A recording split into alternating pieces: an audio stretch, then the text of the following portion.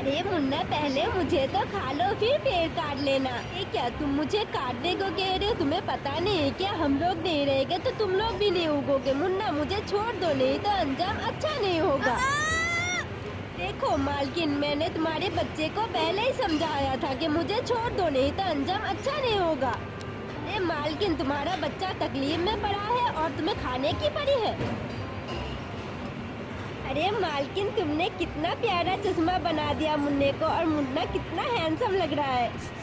अरे मुन्ना, चश्मा पहनकर तुम मुझे काट तो लोगे, मगर एक दिन तुम्हें पता चलेगा कि तुम इंसान लोगों के लिए हम कितना जरूरी है। तुम्हें क्या लगता है दोस्तों, मैं सच बोल रही हूँ? तो वीडियो को लाइक करके चैनल को सब्सक्राइब